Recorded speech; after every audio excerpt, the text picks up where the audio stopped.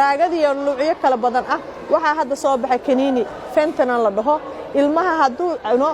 maba soo noqonayaba hooyo ilmaheedii bay u dhaawacsan tahay hooyo ilmaheedii bay u hooyeysaa khayr Allah siiyo wiilashan halka noogu yimid annaga ayayna qusaysa annaga ayay dan noogu jirtaa usoo haajiridii dalalka galbeedka waalidiinta Soomaaliyeed waxa ka haysta caqabada ay kala kulmayaan dhalinyarada waayadan dhibaatadu maalinba meel bay ka imanaysaa Minnesota waxa hadalhaynta ugu badan noqotay dhimashada dhalinyaro isticmaasha kaniiniyo xadkooda dhaafsiisan oo maandooriye ahaan ay u isticmaalayaan dhimashadu sanadkan 2019 waxay maraysaa inta la og yahay 24 waxaase la baraarugay markii bishii tagtay ee September 4 Soomaali ah la aasay dhalinyaro wanaagsan iyo tiro hooyooyin ah ayaa isa soo abaabulay goobtana ku wada murugaysan marka laga hadlayo waxa socda iyo dhacdooyinka qaar ayay la ilmeynayaan markaad maalin walba arkaysid cunugaagi oo isdhaafsan oo habeenkii aan imaanaynin hooyo seexata malaha marka qarsashada aan qarsanayna hadaan hooyooyinka Soomaaliyeed waxa nooga caafimaad badan inaan ka hadalno oo ayagina kala hadaad maanta cunugaaga kala hadashid oo u sheegtid in waxaan ay tahay wax dhibaato ah oo caawimaad u baahan marka hore haduu ku diido xataa markii dambe markuu ogyahay asaga inuu caawimaad u baahan yahay laakiin markuu ogaado inaad adigana ogtahay inuu caawimaad u baahan yahay isaga way u fududaanaysaa inuu caawimaad raadsado waa hooyo Soomaaliyeed oo dhiiran waxay fartuun dheel u bareertay xalinta dhibaatada balwada ay wiilkeeda ku jiidatay waxay u hurtay maal iyo waqti si ay ugu dabiibto aakhirkiina waxay gaartay arin tusaale mudan waxayna iisii raacisay laakiin markaan aniga furtay qalbigeyga oo aan cunugeyga inuu xanuunsan yahay oo kale ula dhaqmay oo aan la fariisto iraahdo haye ma iska dayn kartaa hal maalin xataa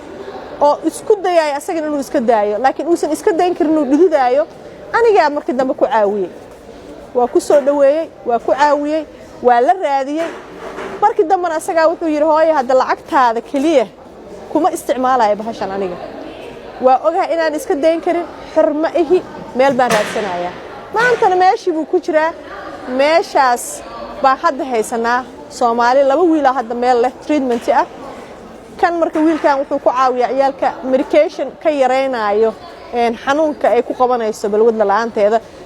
baa lagu siiyaa waa halis haddii dan iyo daruuf isbiirsatay ay qofka meel dhigaan balse qofkii daryeel rasmi ah hela ayaa ka bixi kara dhibaatada dhalinyaradan maanta waxay u istaageen inay iskala hadlaan qatarta qaar ka mid ah la soo daristay xanuunka ay arrinta ku haysana waxay ku keentay inay mahmahaan ayda maxay ku maamahdi jirtay cunto qofku si waa helaysa qofku waani ma helaysid kulli Soomaali waxay ku mahmaadaa farkaliya qorrax ma qariso waa ay dadaaleen waxay taasi muujinaysaa xaaladda taagan in wax u sheegis iyo wadar in wax loo wada qabto weeye ujeedadoodu dhalinyaradan inkastoo la waaniyay iyaguna dhankooda ayay waalidka wax uga sheegayeen hadii hooyo hal mar gacanta ku taagtay tiraado ilaahayo cunuga ii soo hanuuni ilaahay wuu ku hanuunin karaa soo hana habaarin markaan habaartid habaar samadu gala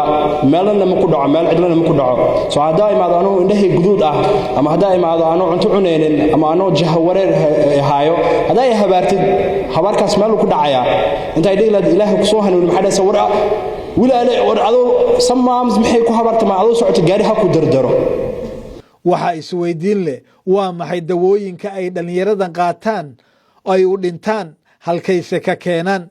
waxa si wadara inoogu sharxaya Yuusuf Shaafi iyo Samson Maxamuud oo ka hawlgala xarun lagu dabiibo dadka daroogadu daashatay oo ku taala Minnesota dhalinyarada waxay qaataan kaniiniyo badan oo xanuun baanbi'ine iyo kaniiniyo kale oo dhaho maxaa la Percocets iyo fentanyl iyo carfentanil daawo la qaataan markay basadaan qofku ugu dhiman karaa mid kale oo hadeertan wiilasha badankooda dilayso fentanyl kala dhaho